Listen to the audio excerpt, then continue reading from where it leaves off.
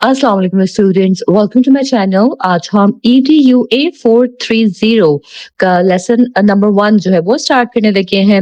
ये lesson start हो रहा है कॉन्सेप्ट ऑफ ICT के साथ। यहाँ सबसे पहले हमें ये समझना जरूरी है कि ICT का मतलब क्या होता है। ICT का फुल फॉर्म है इंफॉर्मेशन कम्युनिकेशन टेक्नोलॉजीज। जैसे कि नाम से ही क्लियर होता है, ICT उन तमाम चीजों को कहते हैं जिनके जरिए हम इंफॉर्मेशन को शेयर करते हैं, एक्सचेंज करते हैं, कोलैबोरेट करते हैं और एक जगह से दूसरी जगह ट्रांसमिट करते हैं।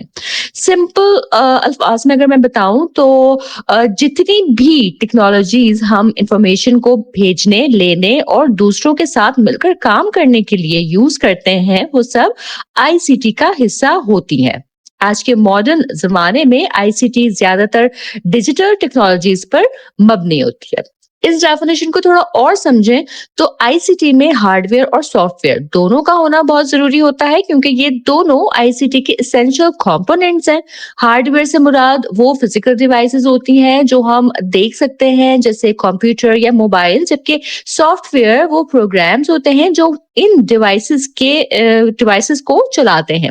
यहाँ एक बहुत इंपॉर्टेंट एग्जांपल समझना जरूरी है कि टाइपराइटर को ICT टूल नहीं माना जाता, क्योंकि उसमें सॉफ्टवेयर के एलिमेंट मौजूद नहीं होते हैं। ठीक है, किसी भी डिवाइस को ICT का हिस्सा बनने के लिए उसमें सॉफ्टवेयर का होना भी जरूरी होता है। सही है, तो इस बात का आप ध्यान रखिएगा। इसके अलावा ICT सिर्फ इंफॉर्मेशन शेयर करने तक महदूद नहीं है, बल्कि ये कम्युनिकेशन, कोलैबोरेशन, इकोनॉमिक और कल्चरल चेंजेस का भी स्ट्रॉन्ग बेस बन चुकी है। आज हम देखते हैं कि ICT की वजह से लोग दूर रहकर भी आसानी से कम्युनिकेट कर लेते हैं, मिलकर काम करते हैं और नए नए कल्चरल और इकोनॉमिक चेंजेस भी देखने को मिलते हैं।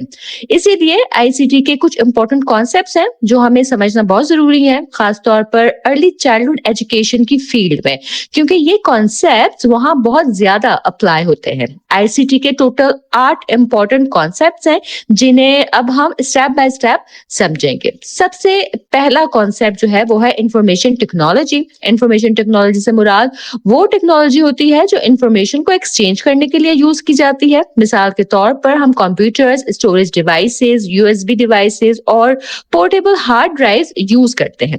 जब हम इन डिवाइसेस में इंफॉर्मेशन स्टोर करते हैं या उसे प्रोसेस करते हैं, तो असल में हम इंफॉर्मेशन टेक्नोलॉजी का यूज कर रहे होते हैं। यहाँ एक और इम्पोर्टेंट बात समझने वाली है कि जब इंफॉर्मेशन को प्रॉपरली प्रोसेस कर लिया जाता है तो वो सिर्फ इंफॉर्मेशन नहीं रहती, बल्कि डेटा बन जाती है। ठीक है, दूसरा कॉन्सेप्ट है कम्युनिकेशन टेक्नोलॉजी का।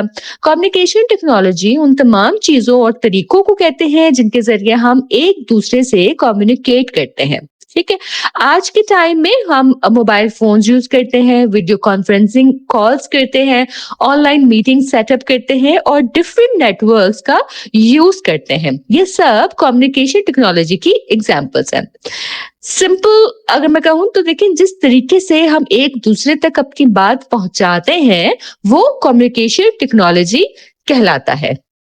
ठीक है, तीसरा कॉन्सेप्ट जो है वो है डिजिटलाइजेशन। डिजिटलाइजेशन का मतलब होता है किसी फिजिकल या हार्ड चीज को डिजिटल फॉर्म में कन्वर्ट कर देना। मिसाल के तौर पर अगर आपके पास एक पेपर है और आप उसे स्कैनर की मदद से स्कैन करके उसकी डिजिटल कॉपी बना लेते हैं, तो इस प्रोसेस को डिजिटलाइजेशन कहते हैं। ठीक है, आई होप कि आपको समझ आ रही होगी बात। ठीक, इसी तरह आजकल बहुत से ऑफिशियल डॉक्यूमेंट्स में डिजिटल सिग्नेचर्स का यूज किया जा रहा है, जो डिजिटलाइजेशन का हिस्सा है। यानी जो फिजिकल इंफॉर्मेशन होती है उसे डिजिटल फॉर्म में कन्वर्ट कर देना डिजिटलाइजेशन कहलाता है। ठीक है, जो फोर्थ कॉन्सेप्ट है वो है कनेक्टिविटी। कनेक्टिविटी का मतलब होता है डिजिटल डिवाइसेस का एक दूसरे से कनेक्ट होना। जैसे जब आप अपने मोबाइल फोन को वाईफाई से कनेक्ट करते हैं तो आप एक नेटवर्क से जुड़ जाते हैं। ठीक है, इसी तरह जब आप हॉटस्पॉट एनेबल करते हैं और अपना इंटरनेट दूसरे डिवाइस के साथ शेयर करते हैं, तो ये भी कनेक्टिविटी की एग्जांपल है। मोबाइल नेटवर्क कवरेज भी कनेक्टिविटी का हिस्सा है। जैसे कुछ जगहों पर नेटवर्क अवेलेबल होता है, कुछ जगहों पर नहीं होता। ये सब चीजें कनेक्टिविटी को शो करती हैं, यानी डिजिटल वर्ल्ड से जुड़ने का तरीका कनेक्टिविटी कहलाता है। ठीक है, आगे बढ़ते हैं फिफ्थ कॉन्सेप्ट की तरफ जो कि है data management and information.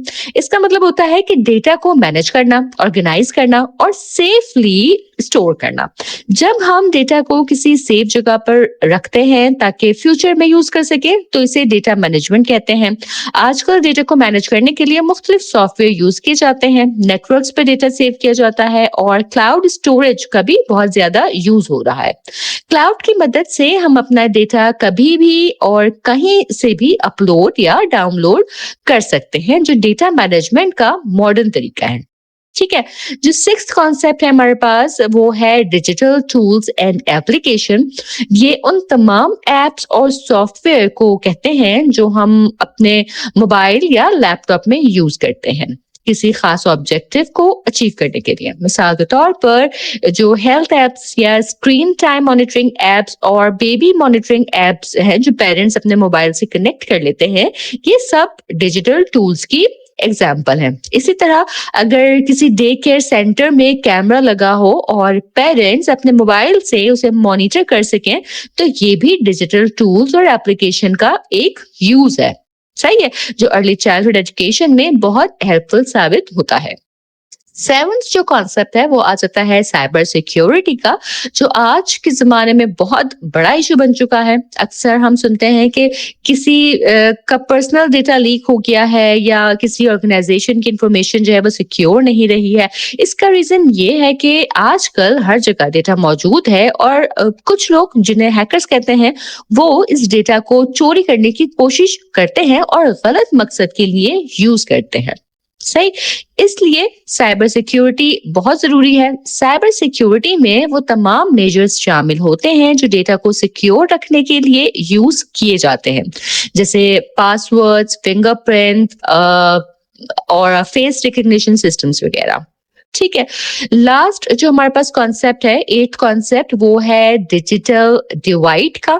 Digital divide का मतलब होता है वो गैप जो उन लोगों के दरमियान होता है जिनके पास टेक्नोलॉजी का एक्सेस होता है और जिनके पास नहीं होता। ठीक है, मिसाल के तौर पर पाकिस्तान में अभी बहुत से लोगों के पास जो है वो इंटरनेट या मोबाइल कवरेज जो है वो अवेलेबल नहीं है। इसी तरह रिसर्च ने ये भी बताया है कि कई जगहों पर लड़कियों और औरतों को डिजिटल एक्सेस जो है वो कब मिलता है, जिसे जेंडर डिजिटल डिवाइड कहा जाता है। इसकी एक वाज़े एग्जाम्पल हमें कोविड-19 के दौरान देखने को मिली, जब कुछ स्टूडेंट्स के पास इंटरनेट और डिवाइसेस अवेलेबल थे और वो ऑनलाइन क्लासेस अटेंड कर सकते थे, जबकि कुछ स्टूडेंट्स टेक्नोलॉजी की कमी की वजह से क्लासेस अटेंड नहीं कर सके थे। ठीक है, ये सिचुएशन डिजिटल डिवाइड को शो करती है और जब तक इस गैप को कम नहीं किया जाता तब तक आईसीटी के पूरे फायदे जो हैं वो हासिल नहीं किए जा सकते। इसके साथ ही हमारा टॉपिक 1 जो है वो मुकम्मल होता है। टॉपिक 2 की तरफ बढ़ते हैं जो कि है अर्ली चाइल्डहुड एजुकेशन या early childhood care and education. इस टॉपिक में हम डिटेल से समझेंगे कि अर्ली चाइल्डहुड एजुकेशन क्या होती है, इसकी डेफिनेशन क्या है, कैसे ईसीई से ईसीसीई का ट्रांजिशन हुआ, अर्ली चाइल्डहुड एजुकेशन के एम्स क्या होते हैं और ये भी देखेंगे कि घर पर फॉर्मल सेटिंग में और गवर्नमेंट लेवल पर अर्ली चाइल्डहुड एजुकेशन किस तरह प्रमोट की जाती है। ये तमाम एलिमेंट्स एक दूसरे से इंटरलिंक्ड होते हैं, यानी पेरेंट्स, टीचर्स और गवर्नमेंट तीनों का रोल मिलकर ही अर्ली चाइल्डहुड एजुकेशन को सक्सेसफुल बनाता है। सबसे पहले हम definition of early childhood education को समझते हैं। यूनेस्को के मुताबिक अर्ली चाइल्डहुड एजुकेशन का पीरियड बर्थ से लेकर 8 साल की एज तक होता है, यानी जब बच्चा पैदा होता है उस वक्त से लेकर 8 साल तक का टाइम अर्ली चाइल्डहुड फेज कहला रहा होता है। ये ड्यूरेशन बच्चे की लाइफ का बहुत ही क्रूशियल और सेंसिटिव पीरियड होता है, क्योंकि इसी ड्यूरेशन में बच्चे की इमोशनल, सोशल, फिजिकल और मेंटल डेवलपमेंट जो है वो तेजी से हो रही होती है। रिसर्च ये भी बताती है कि बच्चे की लाइफ के पहले 4 साल सबसे ज्यादा इंपॉर्टेंट होते हैं।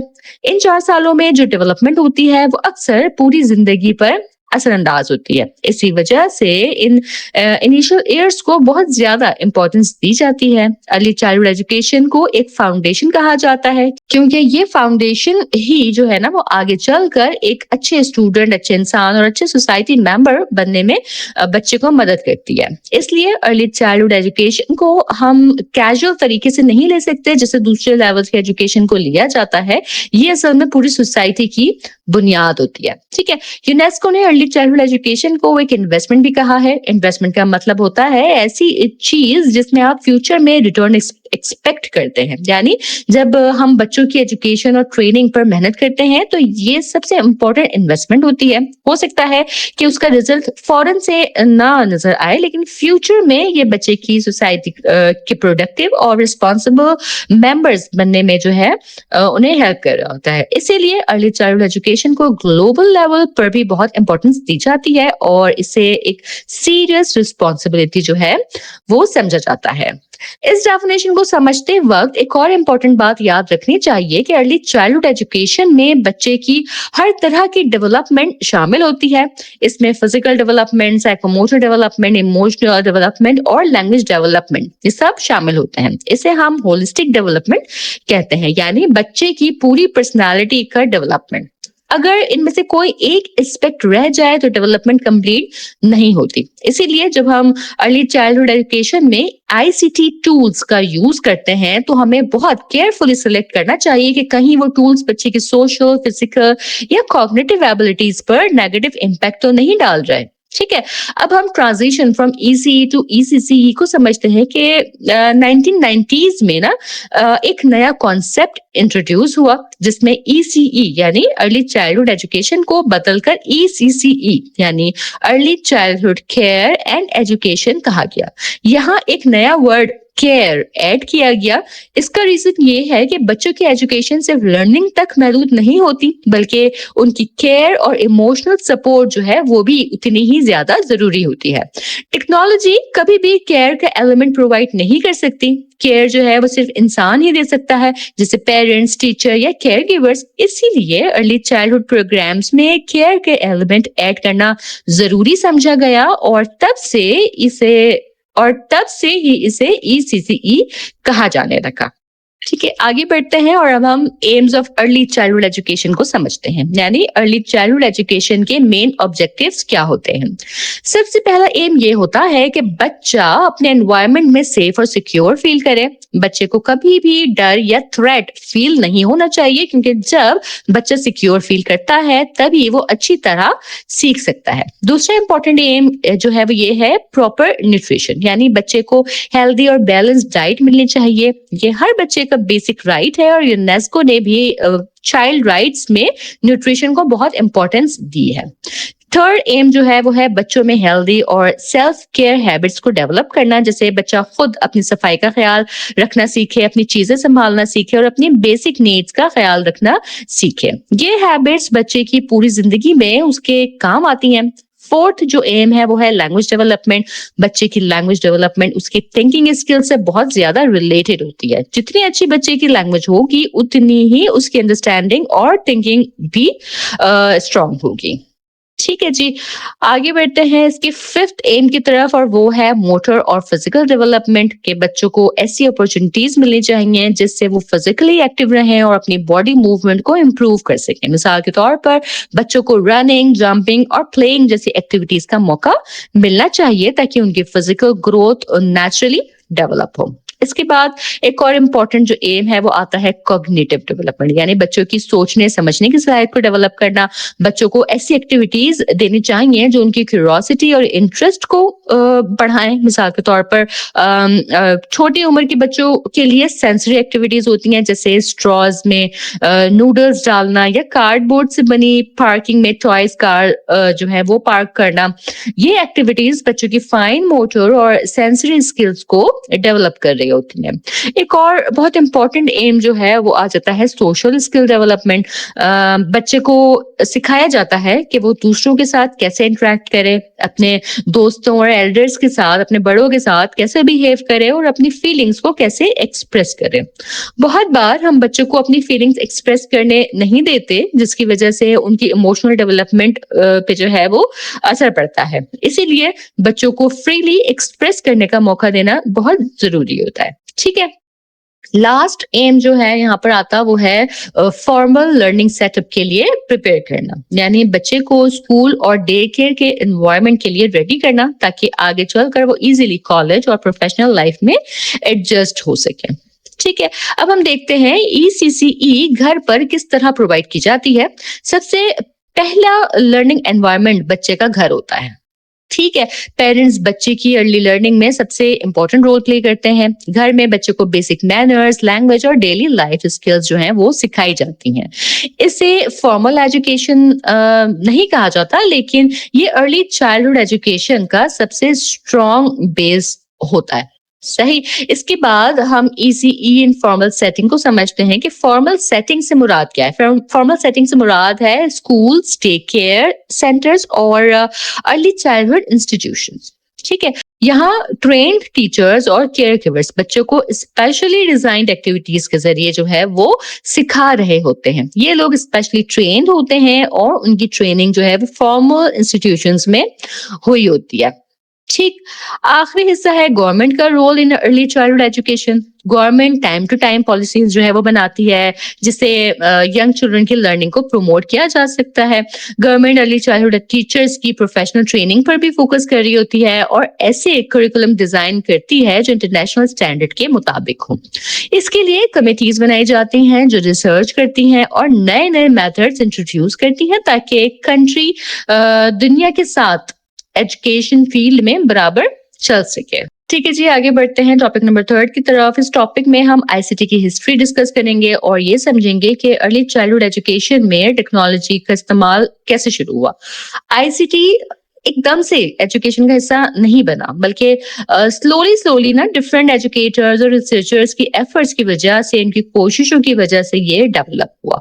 बहुत से एजुकेटर्स ने नए आइडियाज इंट्रोड्यूस किए जिन्होंने मॉडर्न टीचिंग मेथड्स को शेप किया। इन्हीं एजुकेटर्स में से एक फ्रेंच एजुकेटर है क्रिस्टियन फ्रेनेट, जिन्होंने लर्निंग को इंटरेस्टिंग और क्रिएटिव बनाने के लिए नए मेथड्स जो है वो इंट्रोड्यूस किए। ठीक है, जैसे free thinking learning technique.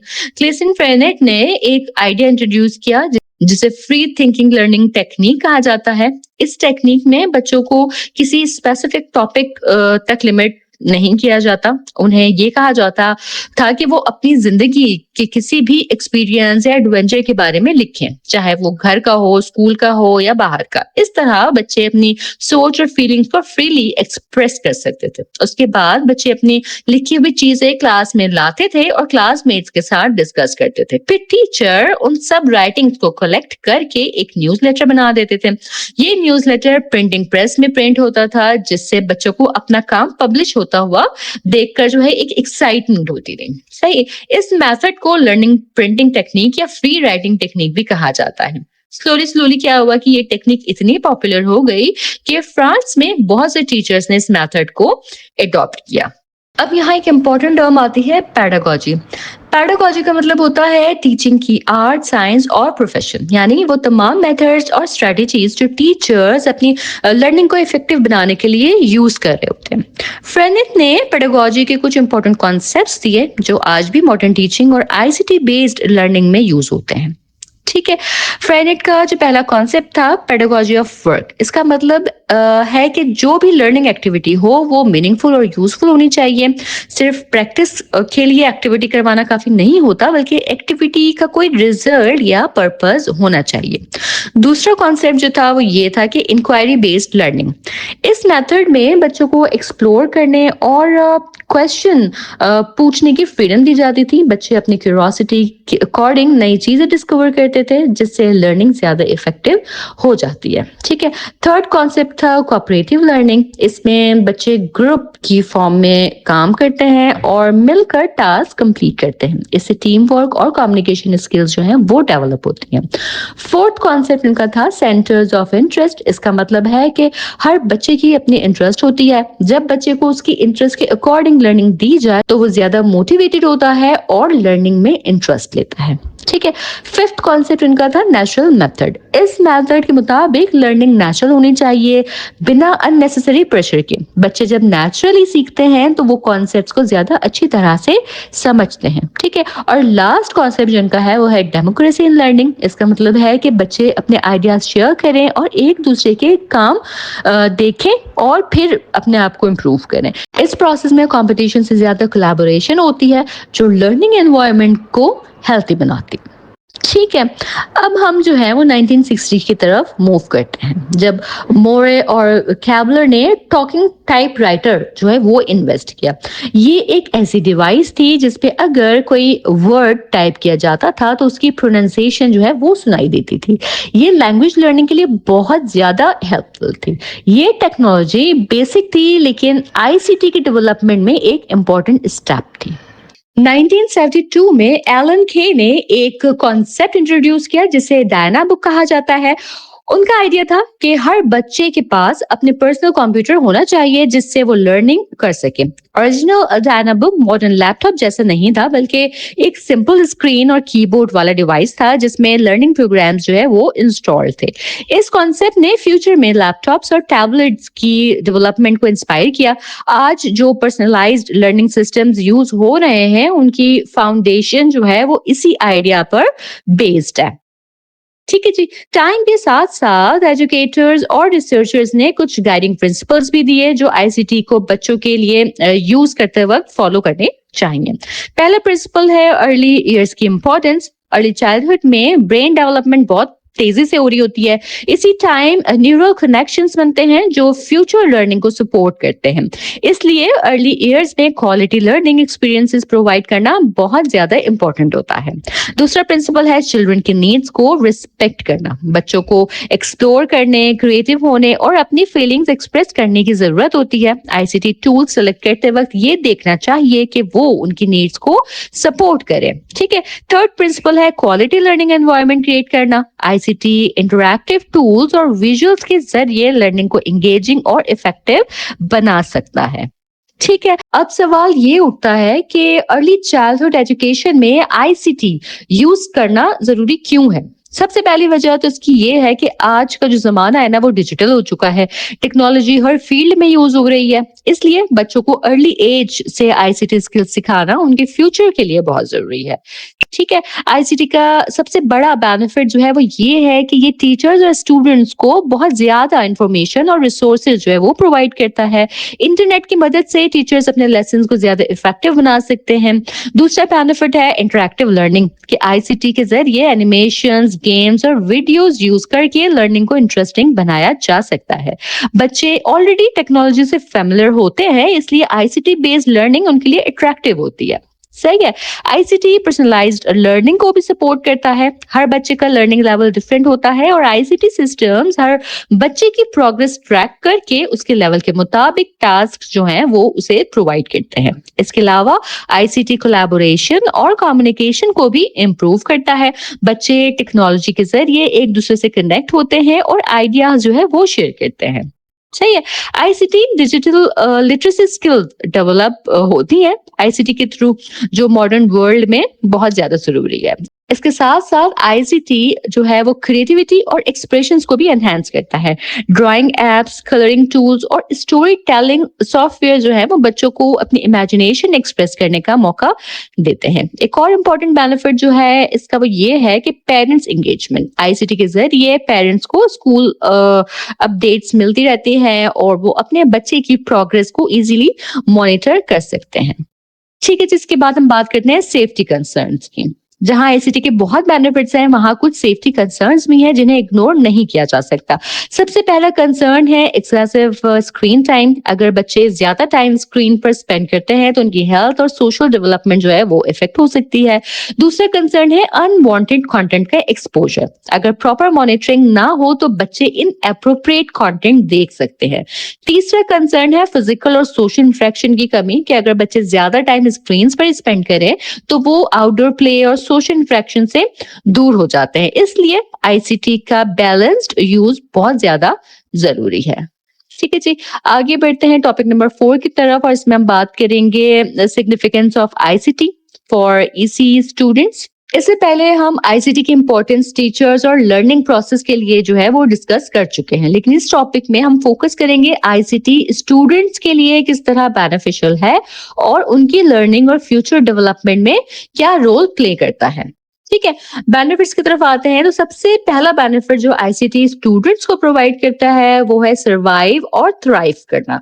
Survival का मतलब है कि जब बच्चे अपनी एजुकेशन कंप्लीट करके प्रोफेशनल फील्ड में एंटर करें तो वो एनवायरनमेंट की चेंजेस को समझ सकें और उनके साथ साथ एडजस्ट कर सकें। आज के जमाने में टेक्नोलॉजी हर फील्ड का हिस्सा बन चुकी है, इसलिए अगर बच्चों को आईसीटी की स्किल्स बचपन से मिल जाए तो वो फ्यूचर में इजिली सर्वाइव कर सकते हैं। थ्राइव का मतलब है कि सिर्फ सर्वाइव ही नहीं बल्कि अपनी स्किल्स को फर्दर डेवलप करना और अपने कैरियर में प्रोग्रेस करना भी जरूरी है। जब बच्चे बेसिक डिजिटल स्किल्स सीख लेते हैं तो वो अपने फील्ड में आगे बढ़ने के लिए रेडी हो जाते हैं। ठीक है, दूसरा इंपॉर्टेंट बेनिफिट जो है वो है रिस्पॉन्सिबल डिजिटल सिटीजन बनना। आज हम डिजिटल एज में रह रहे हैं जहां हर तरह की इंफॉर्मेशन इजीली अवेलेबल है। बच्चों के पास भी इंटरनेट और डिजिटल डिवाइसेस के जरिए बहुत ज्यादा इंफॉर्मेशन का एक्सेस होता है, लेकिन सिर्फ इंफॉर्मेशन तक एक्सेस होना ही काफी नहीं होता बल्कि उस इंफॉर्मेशन को सही तरीके से यूज करना भी जरूरी होता है। सही, रिस्पॉन्सिबल डिजिटल सिटीजन बनने का मतलब है कि बच्चे सीखें कि कौन सी इंफॉर्मेशन शेयर करनी सेफ है और कौन सी प्राइवेट रखनी चाहिए। इसमें प्राइवेसी कंसर्न, साइबर बुलिंग और सेंसिटिव इंफॉर्मेशन का सही यूज भी शामिल होता है।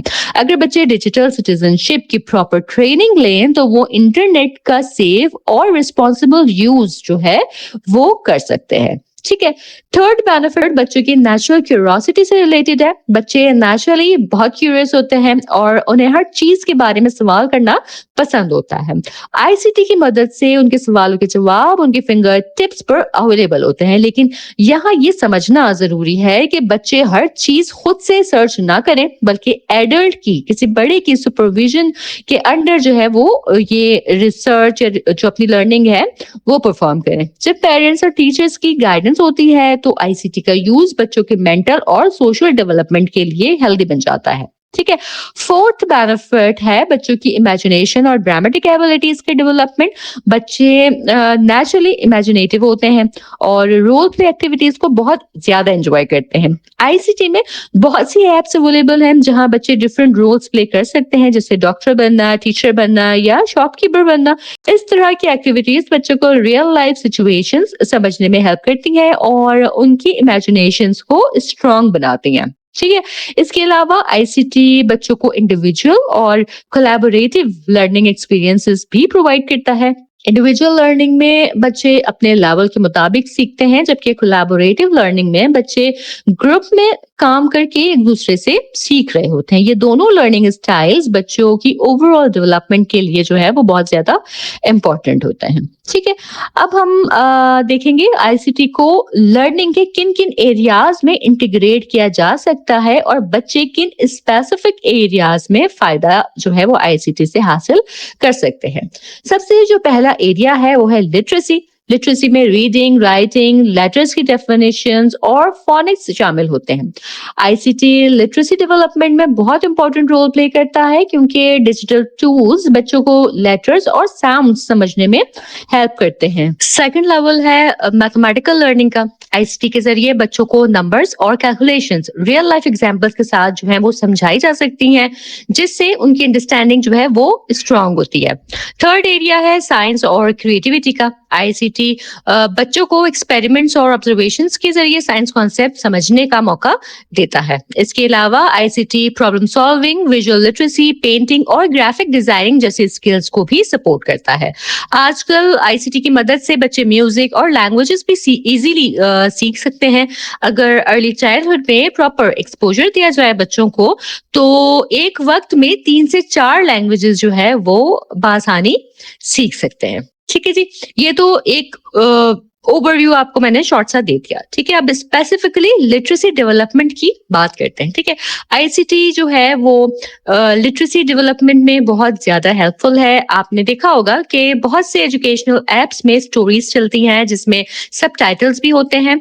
जब वर्ड प्रोनाउंस होता है तो उस वर्ड को हाईलाइट भी किया जाता है। इससे बच्चे वर्ड्स को आइडेंटिफाई करना सीखते हैं। इसी तरह साइट वर्ड्स का कॉन्सेप्ट भी बहुत इंपॉर्टेंट है। साइट वर्ड्स वो छोटे अल्फाज होते हैं, वो छोटे वर्ड्स होते हैं जो बच्चे स्पेलिंग सीखने से पहले ही पहचान लेते हैं, जैसे ऑफ, एंड, वी और आर, इस तरह के छोटे वर्ड्स। ठीक है, जब बच्चे रिपीटेडली इन वर्ड्स को यूज करते हैं ना, इन वर्ड्स को देखते हैं, तो वो उन्हें ऑटोमेटिकली रिकॉग्नाइज करना सीख जाते हैं।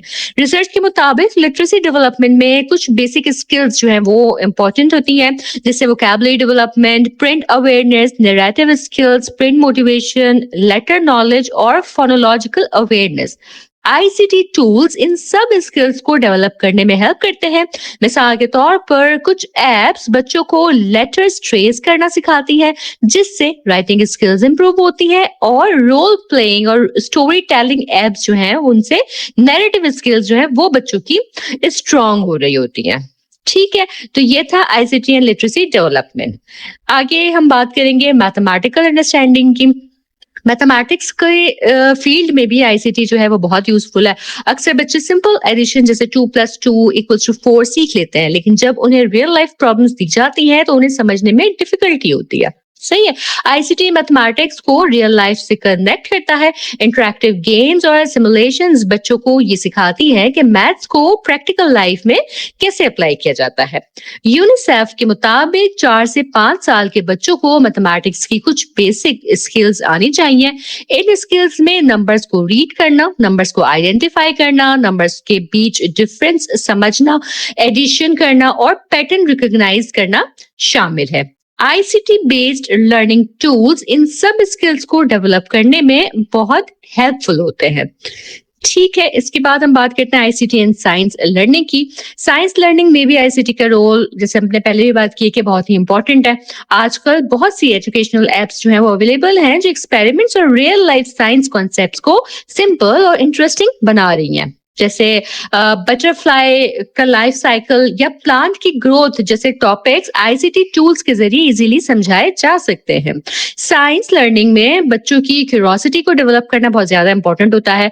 आईसीटी बच्चों को एनकरेज करता है कि वो क्वेश्चंस पूछें, एक्सपेरिमेंट्स करें, अपने सेंसेस का यूज करें और ऑब्जर्वेशंस नोट करें। इसके जरिए बच्चे चीजों को क्लोजली ऑब्जर्व करना, सिमिलैरिटीज और डिफरेंसेस आइडेंटिफाई करना और रिजल्ट्स डिस्कस करना जो है वो सीखते हैं। Interactive white boards, educational apps और डिजिटल टूल्स साइंस लर्निंग को एंगेजिंग और इफेक्टिव बनाते हैं। इस तरह आईसीटी बच्चों की ऑब्जर्वेशन स्किल्स, रीजनिंग स्किल्स और प्रॉब्लम सॉल्विंग एबिलिटीज को स्ट्रॉन्ग करता है।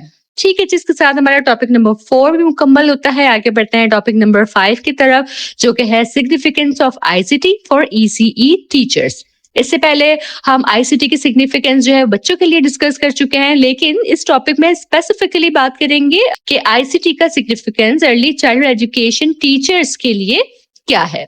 टीचर्स लर्निंग प्रोसेस का सेंट्रल पार्ट होते हैं, इसलिए अगर टीचर्स आईसीटी में स्किल्ड होंगे तो वो बच्चों को भी इफेक्टिवली डिजिटल स्किल सिखा सकते हैं। आज के डिजिटल जमाने में आईसीटी सिर्फ स्टूडेंट्स के लिए नहीं बल्कि टीचर्स के लिए भी बहुत जो है जरूरी हो चुकी है। ठीक है, रिक्वायरमेंट की यहाँ पे बात करते हैं, requirement of ICT profession teacher. सबसे पहली बात ये है कि आईसीटी प्रोफेशन टीचर्स वक्त की जरूरत बन चुके हैं। हमें ऐसे टीचर्स चाहिए जो इंफॉर्मेशन कम्युनिकेशन टेक्नोलॉजी को इफेक्टिवली यूज करना जानते हों। इसकी वजह ये है कि हम अपनी फ्यूचर जनरेशंस में इन्वेस्टमेंट कर रहे हैं। इन्वेस्टमेंट तभी सक्सेसफुल होती है जब हम सही चीज में इन्वेस्ट करें जो फ्यूचर में पॉजिटिव रिजल्ट दे। अगर टीचर्स आईसीटी में प्रोफेशन नहीं होंगे तो वो ऐसे स्टूडेंट प्रिपेयर नहीं कर सकेंगे जो डिजिटल वर्ल्ड में सरवाइव कर सके। ठीक है, दूसरी इंपॉर्टेंट बात ये है कि टीचर्स के लिए आईसीटी लर्निंग की 2 स्टेजेस होती हैं, अबाउट आईसीटी और थ्रू आईसीटी। सबसे पहले टीचर्स अबाउट आईसीटी सीखते हैं, यानी वो आईसीटी के बारे में नॉलेज हासिल करते हैं, उसके बारे में जानते हैं, जैसे आईसीटी क्या है, कैसे यूज होती है और कैसे इंटीग्रेट की जा सकती है।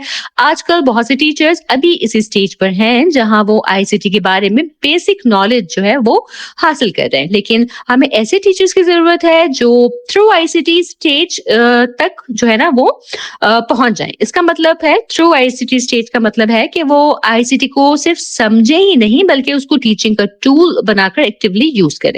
जब टीचर्स आईसीटी को टीचिंग के लिए यूज करते हैं तभी लर्निंग ज्यादा इफेक्टिव होती है। यहाँ एक और इम्पोर्टेंट फैक्टर है जो डिजिटल डिवाइड के नाम से जाना जाता है, जैसे हमने पहले भी बात की, जिसकी डिजिटल डिवाइड का मतलब है टेक्नोलॉजी तक अनइक्वल एक्सेस, जैसे कुछ एरियाज में इंटरनेट, वाईफाई या डिजिटल डिवाइसेस उनका अवेलेबल ना होना। जब तक ये गैप कम नहीं होगा तब तक टीचर्स का थ्रू आईसीटी का जो स्टेज है यहाँ तक पहुंचना मुश्किल रहेगा। ठीक है, आगे बढ़ते हैं। ICT as a tool not a distraction. एक और इम्पोर्टेंट बात ये है कि आईसीटी टीचर्स को लर्निंग एक्सपीरियंस एनहेंस करने में हेल्प करता है, लेकिन अगर सही तरीके से यूज ना किया जाए तो ये डिस्ट्रैक्शन भी बन सकता है। आजकल हम देखते हैं कि मोबाइल फोन्स अक्सर लोगों को डिस्ट्रैक्ट कर देते हैं। इसी तरह अगर क्लासरूम में आईसीटी टूल्स यूज किए जा रहे हैं तो टीचर्स को इंश्योर करना चाहिए कि बच्चे उन टूल्स से डिस्ट्रैक्ट ना हो बल्कि उन्हें पर्पसफुल लर्निंग के लिए यूज करें। इसका मतलब है कि आईसीटी एक्टिविटीज केयरफुली डिजाइन होनी चाहिए और करिकुलम की नीड्स के मुताबिक होनी चाहिए। हर एक्टिविटी का क्लियर ऑब्जेक्टिव होना चाहिए ताकि बच्चे फोकस के साथ लर्निंग कर सकें। ठीक, आगे बढ़ते हैं और अब हम बात करते हैं डेवलपमेंटली एप्रोप्रिएट टेक्नोलॉजी फ्रेमवर्क की। ये फ्रेमवर्क 2006 में रिसर्चर ब्लैचफोर्ड ने इंट्रोड्यूस किया था। ये एक बहुत इंपॉर्टेंट फ्रेमवर्क माना जाता है क्योंकि बाद में जो भी आईसीटी फ्रेमवर्क्स डेवलप हुए उन सब की फाउंडेशन जो है वो इसी फ्रेमवर्क पर बेस्ड थी। इस फ्रेमवर्क का मेन पर्पस ये था कि टीचर्स को गाइड किया जाए कि आईसीटी को बच्चों की डेवलपमेंट लेवल के मुताबिक कैसे यूज किया जाना चाहिए। ठीक है, इसके बाद जो है वो हम देखते हैं कि how should teachers be aware of ICT. सही है, तो अब जो है ना हम डिस्कस करेंगे कुछ इंपॉर्टेंट पॉइंट्स जो टीचर को आईसीटी यूज करते वक्त जरूर याद रखने चाहिए। सबसे पहला पॉइंट है कि आईसीटी एजुकेशनल नेचर की होनी चाहिए। टीचर्स को ऐसे टूल्स और एप्लीकेशंस चूज करनी चाहिए जो लर्निंग को एनहेंस करें। ठीक है, हर एप्लीकेशन एजुकेशनल नहीं होती, ये तो आप सब जानते ही हैं। फॉर एग्जाम्पल कुछ ऐप सिर्फ एंटरटेनमेंट के लिए होती हैं और उनका लर्निंग से कोई डायरेक्ट रिलेशन नहीं होता। इसलिए टीचर को डिसाइड करना होता है कि कौन सी एप्लीकेशन लेसन ऑब्जेक्टिव है और लेसन आउटकम्स को सपोर्ट करती है। ठीक है, दूसरे पॉइंट जो याद रखने के लिए टीचर जरूरी है वो है कोलैबोरेशन को एनकरेज करना। आईसीटी का यूज सिर्फ इंडिविजुअल लर्निंग तक लिमिटेड नहीं होना चाहिए बल्कि ग्रुप एक्टिविटीज और टीम वर्क को भी प्रमोट करना चाहिए। कोलैबोरेशन 21st सेंचुरी स्किल्स का एक इम्पोर्टेंट हिस्सा है, इसलिए टीचर्स को आईसीटी के जरिए ग्रुप लर्निंग एक्टिविटीज जो है वो डिजाइन करनी चाहिए।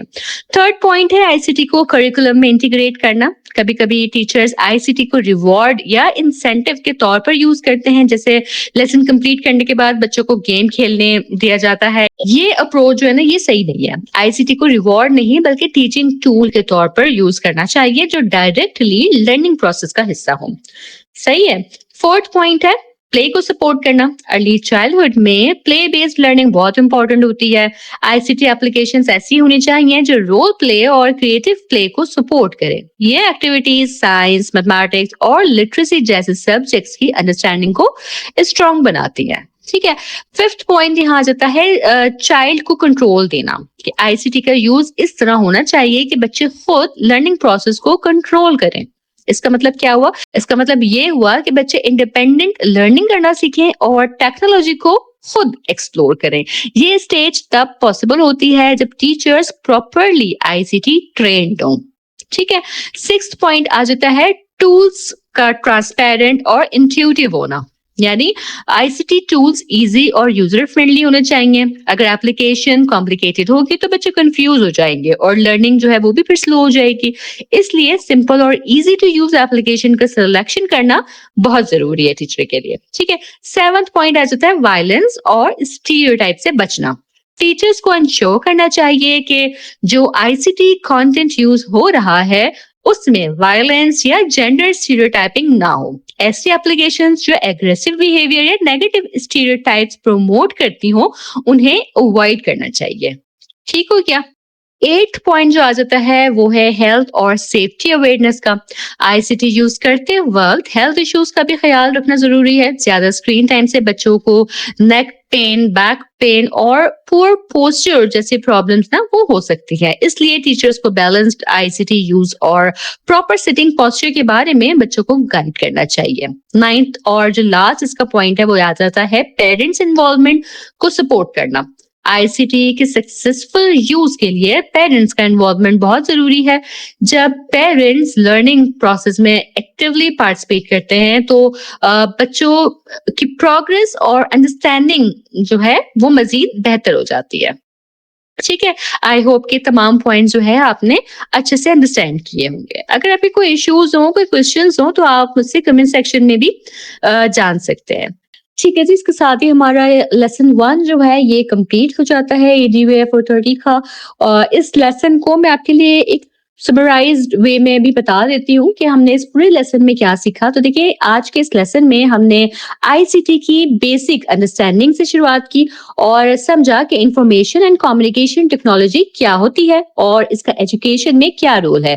हमने ये भी डिस्कस किया कि आईसीटी का यूज बच्चों की लर्निंग को कैसे इंटरेस्टिंग और इफेक्टिव बनाता है और कैसे ये उनकी क्रिएटिविटी, कम्युनिकेशन और प्रॉब्लम सॉल्विंग स्किल्स को डेवलप करता है। इसके साथ साथ हमने आईसीटी की रेलेवेंस और इम्पोर्टेंस को अर्ली चाइल्डहुड एजुकेशन में समझा और देखा कि आज के डिजिटल जमाने में आईसीटी का यूज ना सिर्फ बच्चों बल्कि टीचर्स के लिए भी बहुत इंपॉर्टेंट है। आखिर में हमने ये भी सीखा कि आईसीटी प्रोफेशनल टीचर्स क्यों जरूरी हैं और कैसे टीचर्स आईसीटी को एक इफेक्टिव टीचिंग टूल के तौर पर यूज करके लर्निंग एक्सपीरियंस को बेहतर बना सकते हैं। इस तरह आज के लेसन में हमें आईसीटी की बेसिक फाउंडेशन और उसकी इंपॉर्टेंस को समझने में मदद मिली, जो आगे के लेसन्स को समझने के लिए बहुत ही ज्यादा हेल्पफुल होगी इंशाल्लाह ताला। ठीक है जी, इसके साथ ही हमारा ये फर्स्ट लेसन कंप्लीट होता है। मुझे उम्मीद है कि लेसन आपको अच्छे से समझ आया होगा। अगर आपके कोई सवालात हो, कुछ डाउट्स हो तो आप मुझसे कमेंट सेक्शन में पूछ सकते हैं। मैं इंशाल्लाह पूरी कोशिश करूंगी कि आपको टाइमली रिस्पॉन्स कर सकूं।